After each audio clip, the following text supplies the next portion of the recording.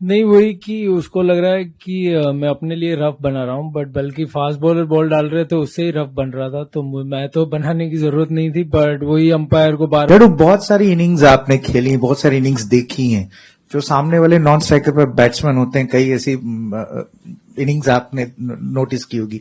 ये इनिंग के बारे में क्या कहेंगे? और गिल एज अ बैट्समैन और एज अ कैप्टन ग्रो कर रहे हैं आपकी नजर में? आप सीनियर प्लेयर हैं ईस्टर्न टेस्ट में। आपने देखा नहीं कितना ग्रो किया, 270 रन मारा, और क्या है। नहीं नहीं, वो बहुत ही मतलब ऑनेस्टली वो बहुत ही कॉन्फिडेंट लग रहा है।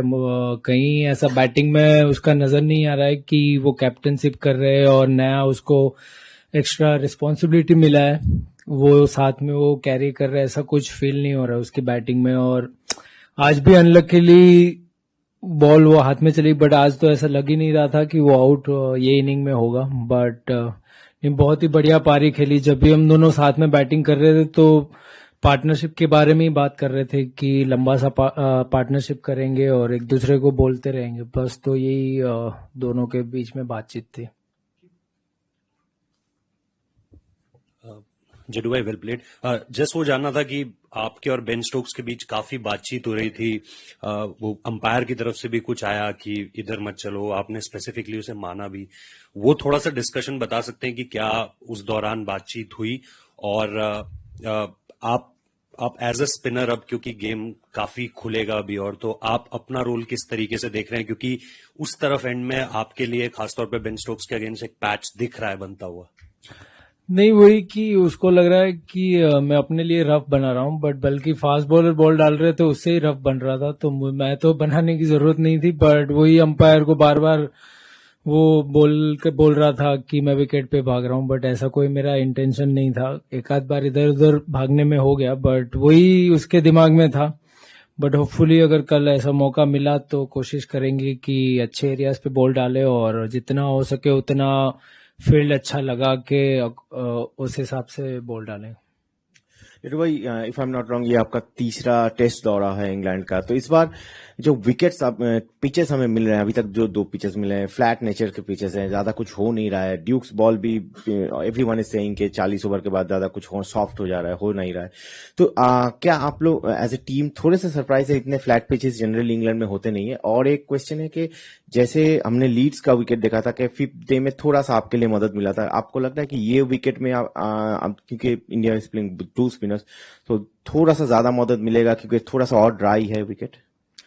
देखिए, ये तो जो कंडीशन मिलेगी, जैसी मिलेगी, वो खेलना ही पड़ेगा, कोई कंप्लेन नहीं है। बट उनका जो बैटिंग स्टाइल है, उनका जो पैटर्न है, उस हिसाब से वो लोग विकेट बना रहे हैं। बट ठीक है, हमारे पास भी वो उस तरीके के बैट्समैन है जो हम वैसे ही पारी खेल सकते हैं, तो मेरे ख्याल से ज्यादा वो चीज हम सोचते नहीं उसके बारे में, और कोशिश करते हैं कि अगर पहला बैटिंग कर रहे हैं तो अच्छा स्कोर बोर्ड पे लगाए, ताकि स्कोरबोर्ड प्रेशर हमेशा रहता ही है, चाहे कितनी भी अच्छी टीम हो, बड़ी टीम हो, तो मेरे ख्याल से स्कोरबोर्ड का प्रेशर हमेशा बना रहता है।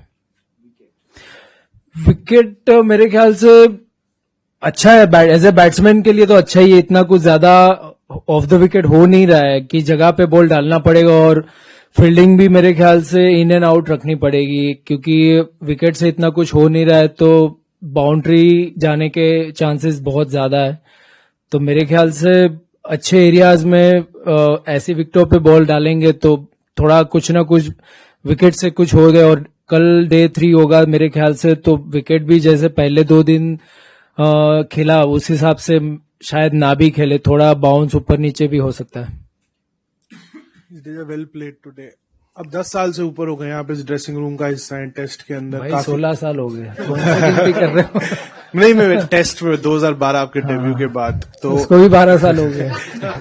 तो मतलब आपने बहुत प्लेयर अंदर बाहर आते हुए देखे, सब कुछ देखा। अब कुलदीप यादव ने भी हाल ही में बोला कि वो आपके साथ बहुत समय गुजार रहे हैं, आप लोगों को साथ कॉफी पीते हुए भी देखा, बाहर भी देखा।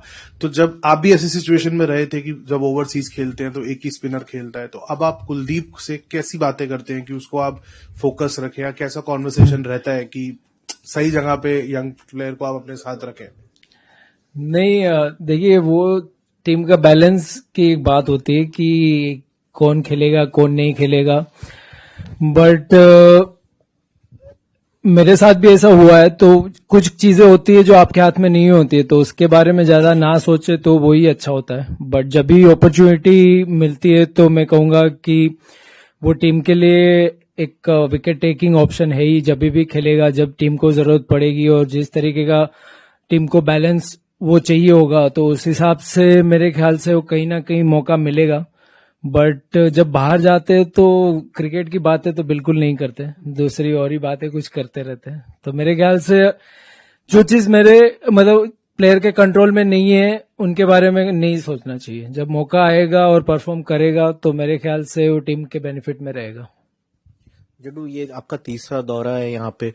ऑब्वियसली बिफोर द मैच सबने कहा कि 2 स्पिनर खिलाना है, बहुत क्रिटिकल स्ट्रेटेजी है to contain the English batting.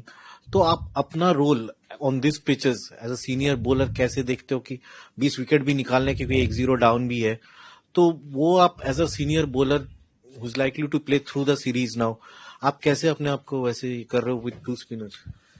देखिए, विकेट जिस तरह का है उस हिसाब से ज्यादा स्पिनर को हेल्प नहीं मिल रहा है, तो मेरे ख्याल से एज ए स्पिनर का रोल यही होगा कि सही फील्ड रखे, इन एंड आउट फील्ड रख के अच्छे एरियाज में बॉल डालेंगे तो मेरे ख्याल से बैट्समैन को थोड़ा डिफिकल्टी हो सकता है और वही डाउट क्रिएट करेगा कि कौन सा शॉट मारना है कौन सा नहीं मारना है। तो मेरे ख्याल से ज्यादा कुछ अगर अभी भी मैं कहूंगा कि सामने से कुछ है नहीं, 2 दिन में इतना एक भी बॉल घुमा नहीं है, तो हो सकता है कि जैसे जैसे गेम आगे बढ़ेगा ऐसे विकेट से और भी थोड़ा स्पिनर को हेल्प मिलता रहे, ऐसी उम्मीद मैं करता हूं। और लगता है कि जैसे गेम भी जाएगा वो बैट्समैन के दिमाग में जो, जैसे मैंने कहा कि स्कोरबोर्ड का प्रेशर भी रहता है, तो वो भी कहीं ना कहीं उनके दिमाग में वो बना रहेगा। Did you have a discussion about really trying to push on in terms of the runs today after what happened last week at Leeds when you lost like the lower order quickly? And did you sense at any point that England's bowlers were struggling out there physically? Nothing really. We just look to play normal cricket, and back our strength. And when me and Shubman was playing, just look to build a big partnership and everything fall in place. Nothing as such. We are not thinking too much ahead. Just look to build a good partnership and put up a good score on the board.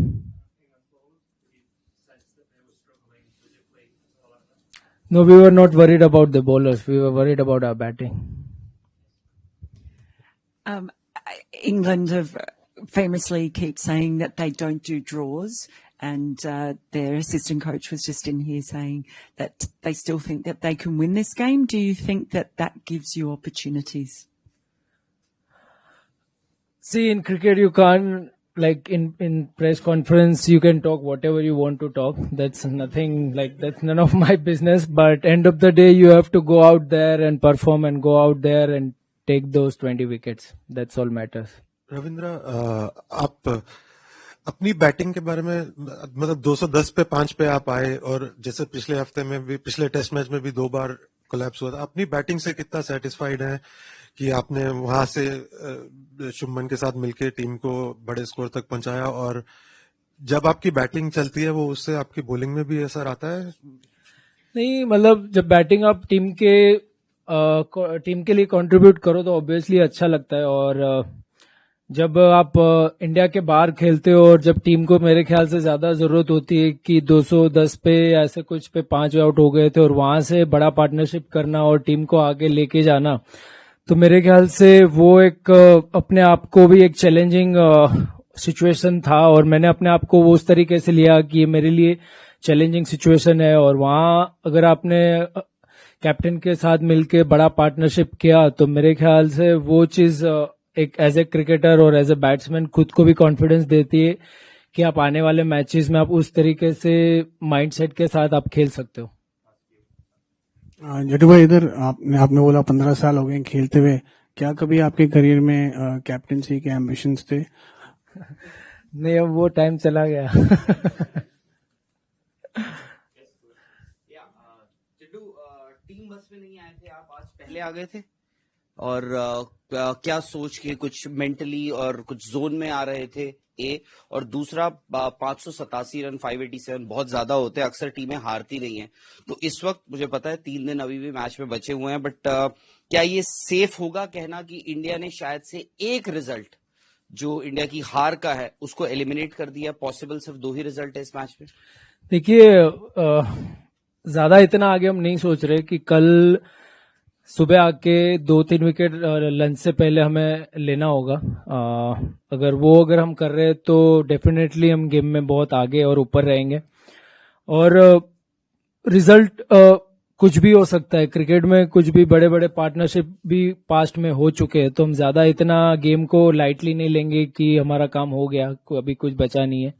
हम जैसे आज energy के साथ ball डाल रहे थे, वैसे भी कल आके हम बॉल डालेंगे, फास्ट बॉलर जगह पे बॉल डालेंगे, तो होपफुली अच्छा रिजल्ट इंडिया के फेवर में आएगा।